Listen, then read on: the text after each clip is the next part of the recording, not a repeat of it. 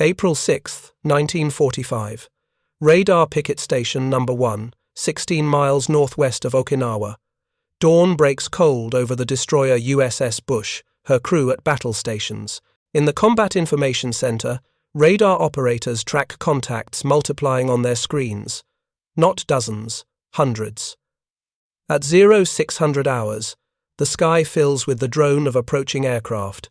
This is Operation Kikusui No. 1, the first of 10 massive coordinated kamikaze assaults that will define the bloodiest naval campaign in American history. What the Japanese pilots sealed in their cockpits don't know is that they're flying into a technological revolution.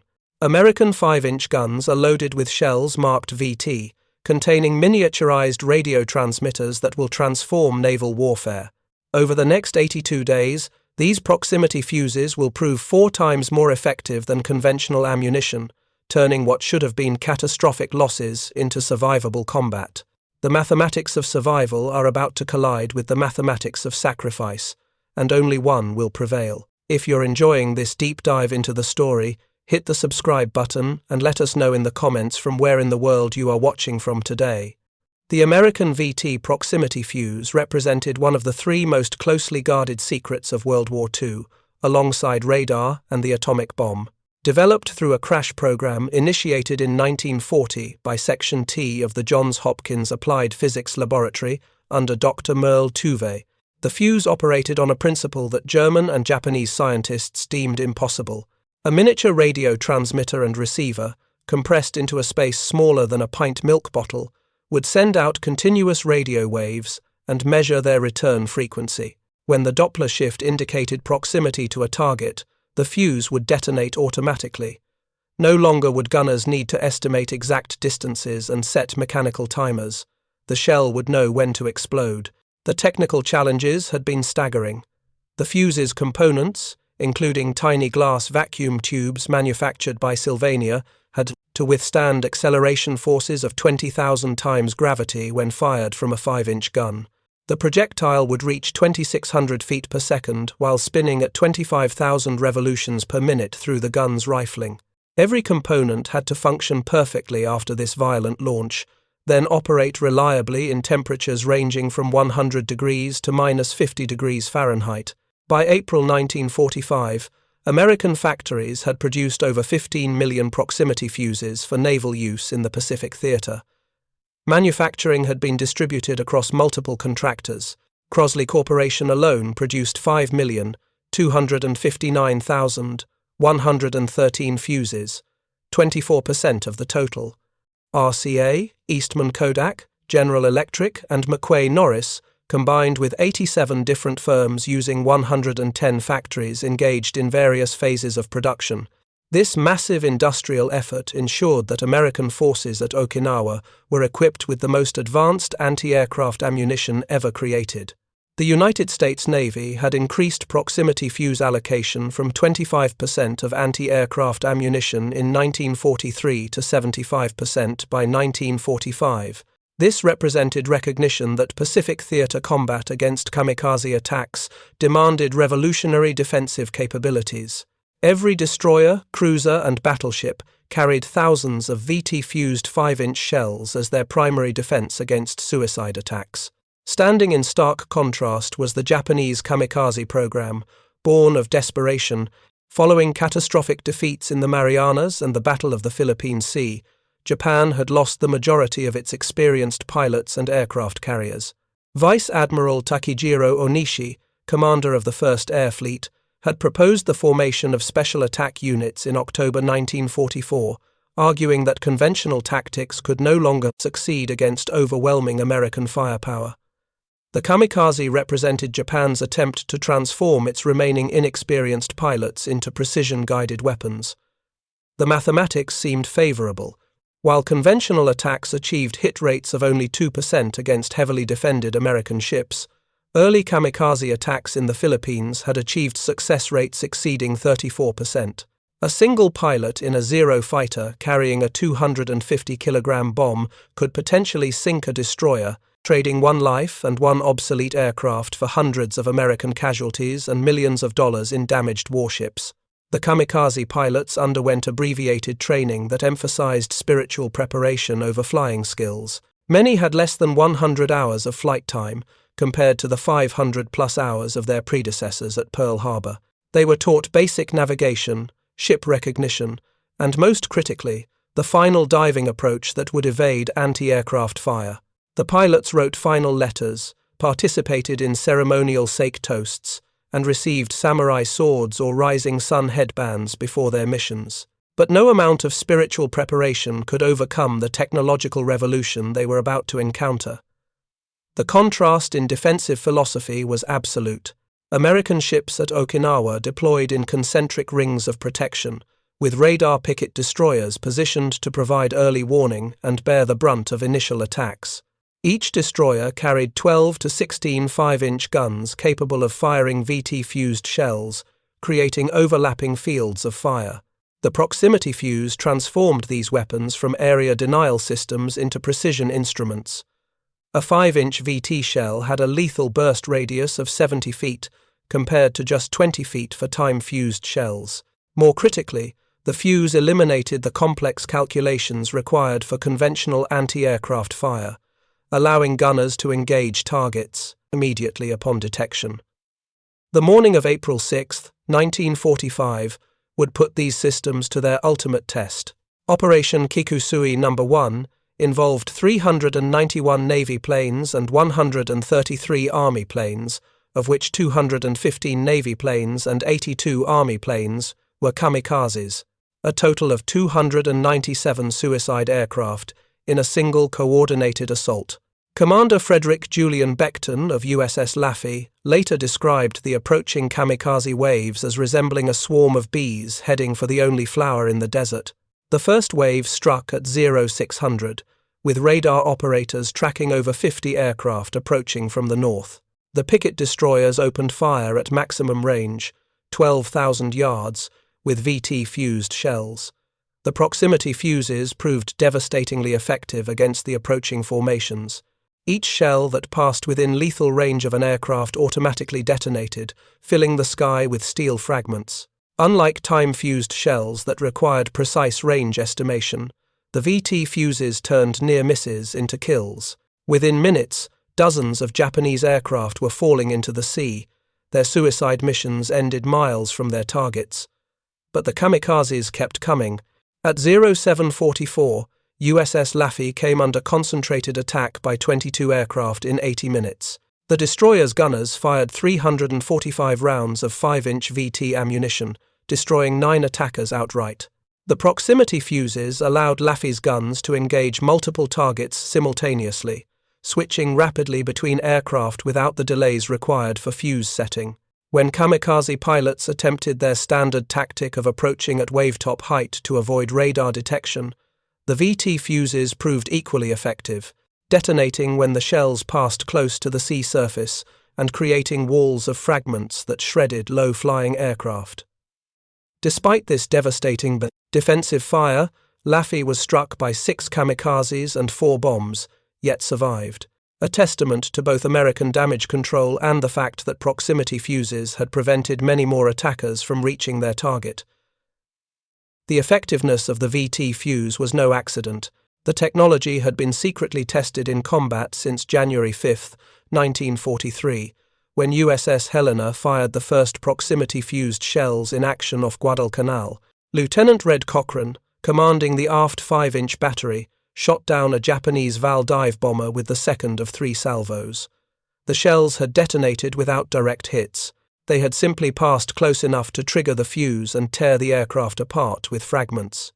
This single success validated 3 years of intensive development that had overcome seemingly insurmountable technical challenges. By the Okinawa campaign, post-battle analysis revealed the mathematical superiority of proximity-fused ammunition. Time-fused 5-inch shells required an average of 1,162 rounds to destroy each kamikaze. VT-fused shells reduced this to 310 rounds per kill, a nearly 4-fold improvement in effectiveness.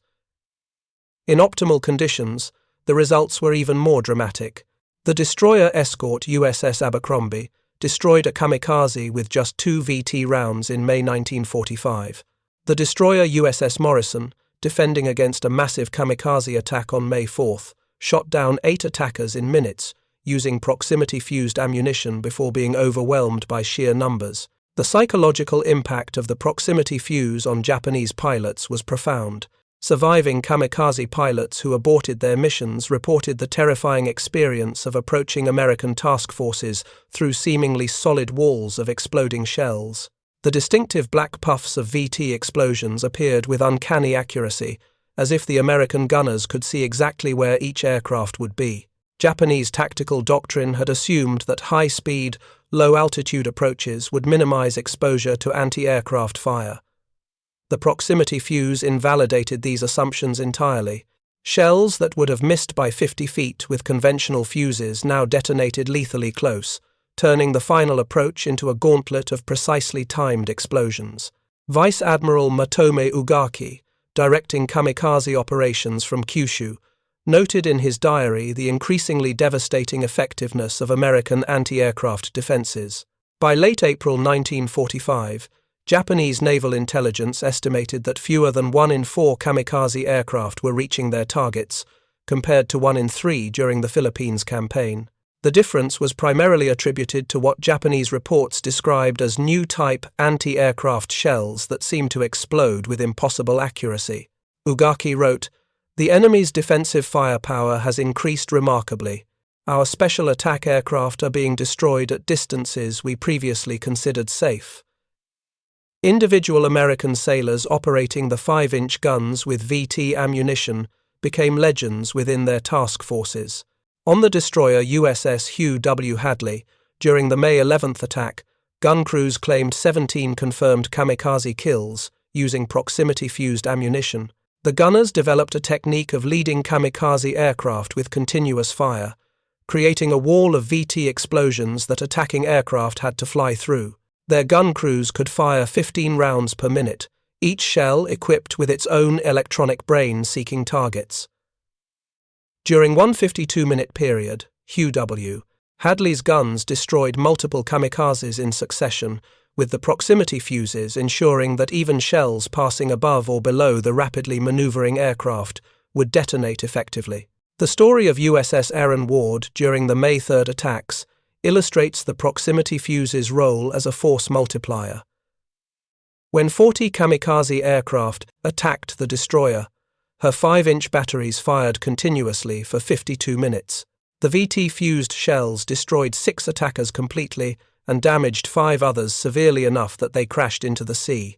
Commander William Saunders later testified that without proximity fuses, his ship would have been overwhelmed in the first 10 minutes. The ability to engage targets without precise range finding allowed Aaron Ward's guns to shift rapidly between multiple threats, something impossible with time-fused ammunition.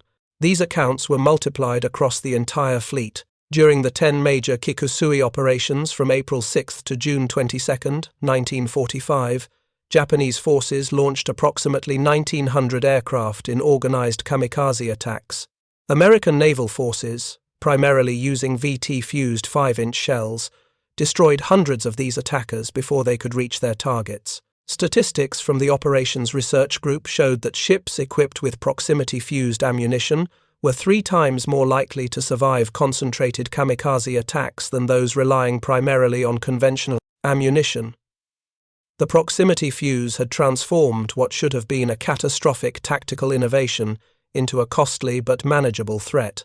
The disparity in technological adaptation became apparent as the campaign progressed. American forces continuously refined their proximity fuse tactics, discovering that VT shells were particularly effective when fired in patterns that created overlapping spheres of fragments. Ships began coordinating their fire to create these VT boxes through which kamikaze aircraft had to fly. The Japanese, meanwhile, could only respond with tactical variations, dawn attacks, multi-axis approaches, mixing conventional and suicide aircraft, none of which could overcome the fundamental advantage of shells that knew when to explode. The production statistics told the story of industrial warfare at its apex. By June 1945, American factories were producing 70,000 proximity fuses per day. The entire war effort would see over 22 million proximity fuses manufactured at a cost exceeding $1 billion in 1940s currency, roughly $15 billion in today's dollars. The Crosley Corporation alone employed 10,000 workers across 3 shifts, 7 days a week. Each fuse cost had dropped from $732 in 1942 to just $18 by 1945 through mass production efficiencies. This massive investment proved worthwhile when Navy analysis indicated that proximity fuses prevented the loss of dozens of ships during the Okinawa campaign alone. Japanese industrial capacity, devastated by strategic bombing and resource shortages, could produce nothing comparable. While Japanese scientists had understood the proximity fuse concept, German reports on Allied special ammunition had reached Japan via submarine. They lacked the industrial infrastructure to develop and mass-produce such sophisticated devices. The vacuum tube technology alone required precision manufacturing capabilities that Japan's war-ravaged industry could not achieve. Japanese radar development, critical for understanding proximity fuse principles, remained primitive compared to American systems. The Type 22 radar, Japan's most advanced naval set, operated at wavelengths that made miniaturization impossible, even if manufacturing capacity had existed. The effectiveness of the proximity fuse influenced Japanese tactical doctrine in the campaign's final stages. By May 1945, kamikaze pilots were instructed to approach American task forces at maximum altitude before diving vertically onto targets, hoping to minimize exposure to VT-fused anti-aircraft fire. This tactical adjustment, while reducing losses during approach, made accurate targeting nearly impossible. Ships could maneuver out of the dive path, and the high-altitude approach gave radar operators more time to track incoming aircraft. The attempted solution proved counterproductive. Admiral Richmond Kelly Turner, commander of amphibious forces at Okinawa, credited proximity fuses with making the invasion possible. In a letter to the Chief of Naval Operations, Turner wrote, "Without the VT fuse, our losses from suicide attacks would have been unbearable. The Japanese kamikaze was a formidable weapon that could have changed the outcome of the Pacific War, if not for our technological superiority in anti-aircraft defense." His assessment was echoed by Admiral Mark Mitcher, whose flagship USS Bunker Hill survived a devastating kamikaze strike on May 11th, partly because proximity-fused fire destroyed 3 other attackers that would have finished the crippled carrier.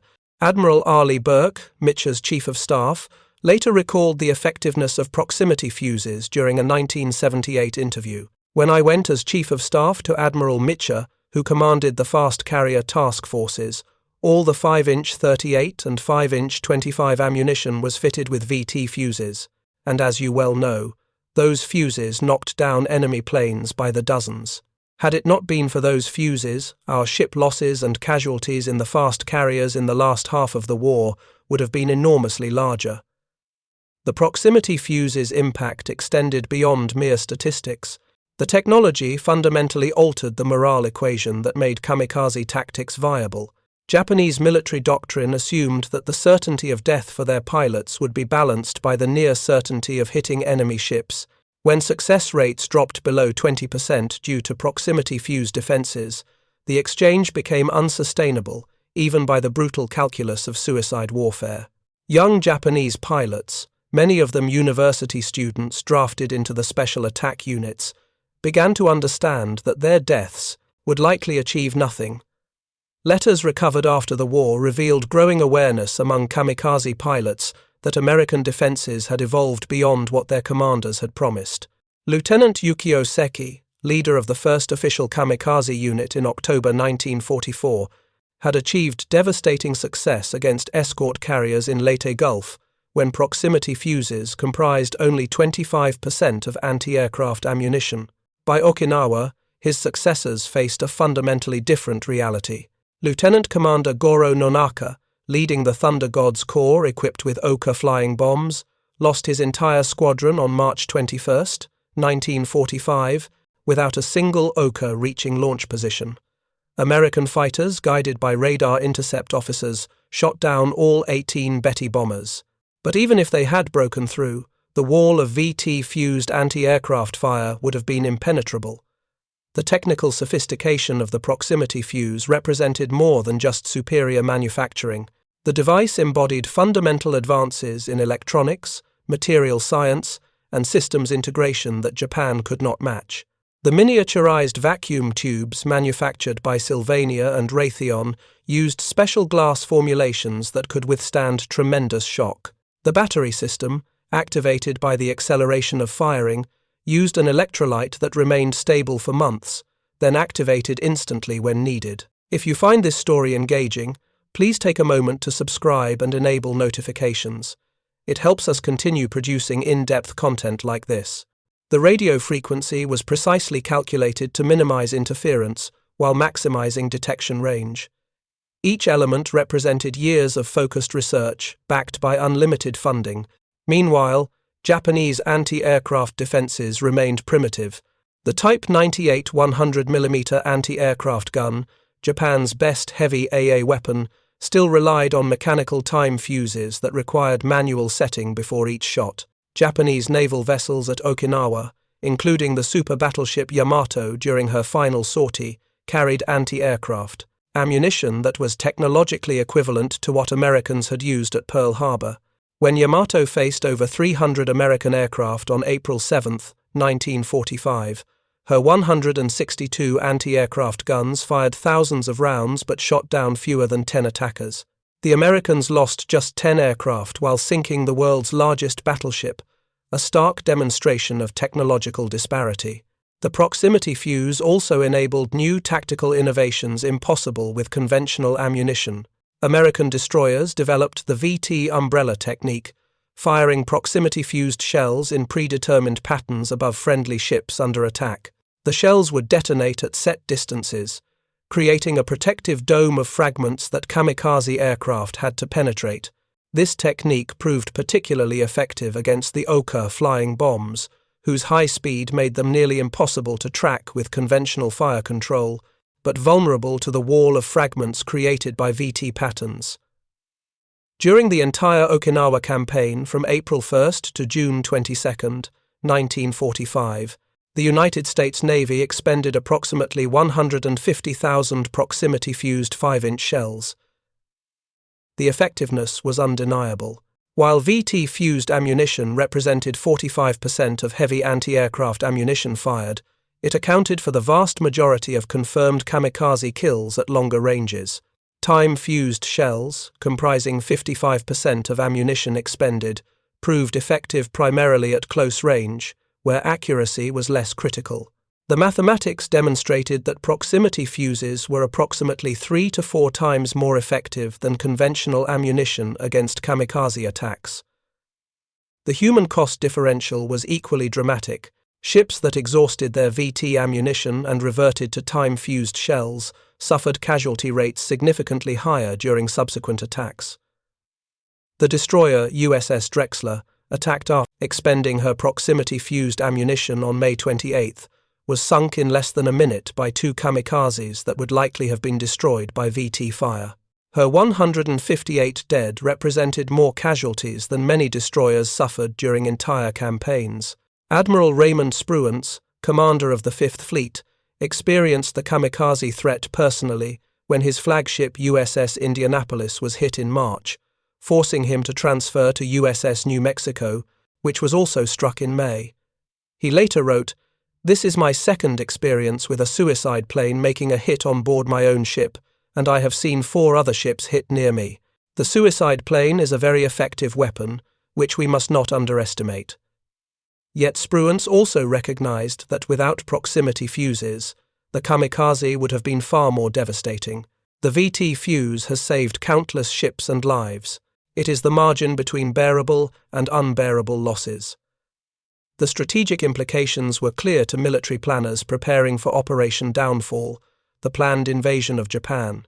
Intelligence estimates indicated that Japan had reserved approximately 10,000 aircraft for kamikaze attacks against the invasion fleet. However, American war planners, confident in proximity fuse effectiveness, calculated that defensive requirements could be met. Production of VT fuses was scheduled to reach 100,000 units daily by September 1945. New Mark 53 and Mark 58 fuses with improved sensitivity and reliability were entering mass production.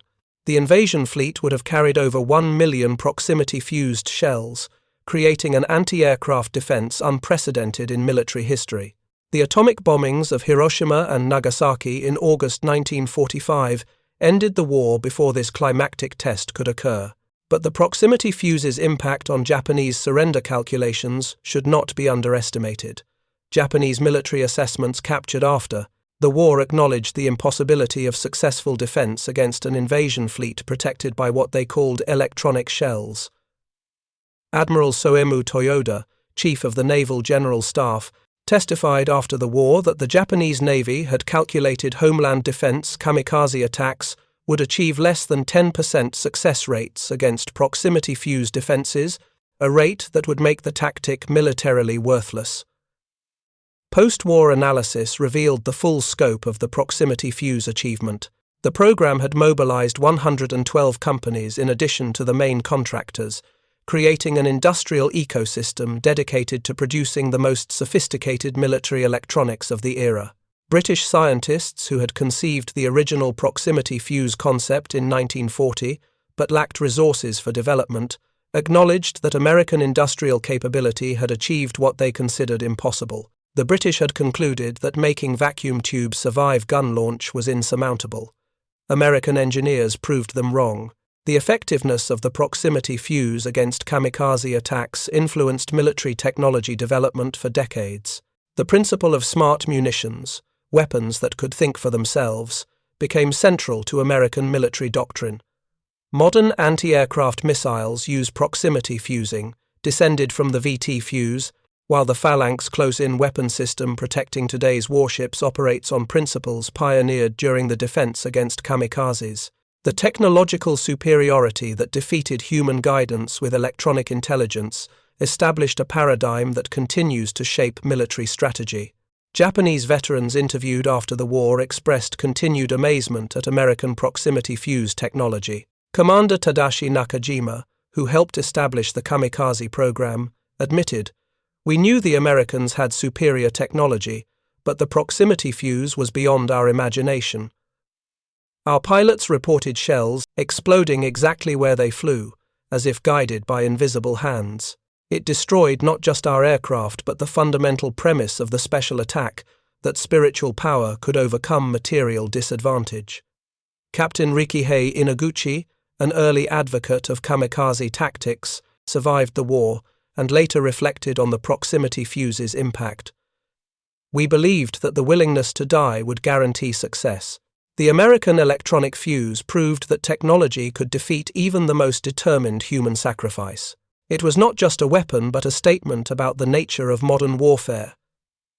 The contrast between the proximity fuse and kamikaze attacks represented fundamentally different philosophies about the value of human life and the role of technology in warfare. The American investment in preserving life through superior technology stood against the Japanese willingness to expend life as a weapon itself. The proximity fuse, by making kamikaze attacks survivable for American forces, invalidated the cruel logic that drove young Japanese men to deliberate death. In this sense, the electronic fuse represented not just technological superiority, but a moral statement about how wars should be fought. The legacy of the proximity fuse in defeating kamikaze attacks extends beyond military history. The crash development program that created the VT fuse established the model for subsequent American technical achievements, from the space program to modern computing.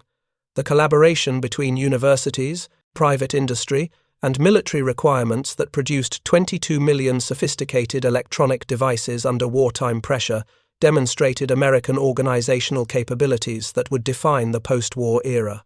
The Johns Hopkins Applied Physics Laboratory, where the proximity fuse was perfected, continued as a center of military technology innovation, developing everything from guided missiles to satellite navigation.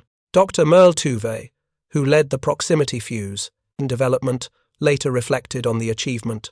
"We saved lives by making weapons more effective. Every kamikaze shot down by a proximity fuse meant American sailors who went home to their families. That was worth any amount of effort and expense. His team's success validated the American approach of applying scientific knowledge to military problems, a philosophy that would dominate defense strategy throughout the Cold War. For the Japanese, the failure of kamikaze tactics against proximity fuse defenses marked the end of beliefs about spiritual superiority overcoming material disadvantage. The young pilots who died in futile attacks against walls of VT-fused explosions became symbols not of noble sacrifice, but of military leadership that had failed to recognize technological reality. Modern Japan's emphasis on technological development and innovation can be traced partly to the harsh lessons of 1945, when electronic fuses defeated human pilots with mechanical precision. The mathematical precision of the proximity fuse's success, 310 rounds per kill versus 1,162 for time-fused shells, translated into saved ships, preserved lives, and ultimately strategic victory. Each VT fuse that functioned correctly meant an American sailor who returned home, a ship that survived to fight another day, and proof that technology could provide decisive advantage in modern warfare. The confirmed destruction of hundreds of kamikaze aircraft by proximity fuses before reaching their targets represented thousands of American casualties prevented, dozens of ships saved, and validation of the billion-dollar investment in electronic warfare. The story of technology defeating fatalism reached its climax in the waters of Okinawa, where radar-guided fighters, proximity-fused anti-aircraft shells, and sophisticated damage control systems prevailed against deliberate suicide attacks. The kamikaze pilots, brave young men, sacrificed to a lost cause, flew into an electronic killing field their commanders never anticipated. Their deaths, while achieving tactical damage that horrified American sailors, failed to achieve the strategic goal of making invasion costs unbearable. The proximity fuse had transformed their sacrifice from devastating weapon to manageable threat. Secretary of the Navy James Forrestal summarized the proximity fuse's contribution. The proximity fuse has helped blaze the trail to Japan. Without the protection this ingenious device has given the surface ships of the fleet, our westward push could not have been so swift, and the cost in men and ships would have been immeasurably greater. This assessment, shared by military leaders throughout the Pacific Theater, recognized that electronic intelligence had defeated human sacrifice. The final accounting was sobering yet decisive. During the entire Okinawa campaign, Japanese kamikaze attacks sank 36 American ships and damaged 368 others. Terrible as these losses were, they represented survival of the vast majority of ships attacked, a rate that would have been impossible without proximity fuses. The 4,907 American sailors killed by kamikazes at Okinawa, while representing the Navy's bloodiest battle, were a fraction of casualties that conventional analysis predicted without VT technology. Japanese losses were absolute. Approximately 1,900 aircraft and pilots expended in organized kamikaze attacks during the 10 Kikusui operations, plus hundreds more in improvised suicide attempts, achieving tactical results that fell far short of strategic requirements. The proximity fuse's victory over kamikaze attacks demonstrated that in modern warfare, technological superiority could overcome advantages in numbers, determination, or even willingness to die. The American sailors manning 5-inch guns with VT ammunition held decisive advantage over Japanese pilots sealed in cockpits for one-way missions. The miniaturized radio transmitter in each shell nose represented industrial capacity, scientific knowledge, and organizational capability that no amount of martial spirit could match. When the electronic fuse met the human pilot in the skies over Okinawa, the outcome was predetermined by factories in Cincinnati, laboratories in Maryland, and the fundamental American belief that technology could preserve life while achieving victory. The mathematical reality was inescapable. A proximity fuse weighing less than 5 pounds, containing 130 electronic components, manufactured for $18 by 1945, and functioning for less than 30 seconds, could destroy a kamikaze aircraft with its pilot, representing years of training, tons of aluminum and steel, and most tragically, a human life that could never be replaced. When multiplied across thousands of engagements throughout the Pacific Theater, this equation translated into American victory through technological superiority that helped determine the war's outcome. The proximity fuse's success against kamikaze attacks validated the entire American approach to warfare in the 20th century. Investment in technology, faith in industrial production, and belief that superior equipment could overcome fanatical determination proved correct in the most extreme test imaginable. For Japan, the failure of the kamikaze against proximity fuse defenses represented not just military defeat, but invalidation of core beliefs about spirit triumphing over matter. The electronic fuse had defeated the divine wind, proving that in the crucible of modern warfare, advanced technology would triumph over human sacrifice. The Pacific War demonstrated that in modern naval warfare, the ability to destroy aircraft at distance determined survival. Nations that could design, produce, and deploy superior defensive technology held decisive advantages over those relying on human courage alone. The proximity fuse versus kamikaze comparison illustrates this principle at the most fundamental level. American electronic sophistication defeating Japanese human sacrifice. The VT fuse's success at Okinawa established technological superiority as the determining factor in military effectiveness. The contrast between American and Japanese approaches to anti-aircraft defense ultimately tells a larger story about industrial warfare in the 20th century. Nations that could marshal scientific knowledge, manufacturing capability, and organizational expertise to produce superior military technology held insurmountable advantages. The proximity fuse represented the culmination of American strengths, innovative engineering, mass production, and systematic problem-solving applied to military challenges. Its triumph over the kamikaze demonstrated conclusively that in modern war, victory belonged to those who could think, build, and deploy better technology. The mathematical precision of the proximity fuse's effectiveness, 3 to 4 times more effective than conventional ammunition, reducing required rounds per kill by 73%, preventing the loss of countless ships, translated into strategic victory that preserved American lives while defeating a determined enemy. This differential, multiplied across the vast Pacific Theater, helped secure American victory and established technological superiority as the foundation of post-war military doctrine. The electronic fuse had not just defeated the kamikaze, it had validated the entire American approach to warfare through superior technology, proving definitively that in matters of life and death, quality of equipment could overcome quantity of sacrifice. Between April 6 and June 22, 1945, Kyushu launched 1,465 kamikaze aircraft in large-scale attacks and 185 individual kamikaze sorties. The VT fuse achieved a 4 times higher kill rate than conventional ammunition, turning the tide in humanity's favor against calculated death. Thank you for watching. For more detailed historical breakdowns, check out the other videos on your screen now, and don't forget to subscribe.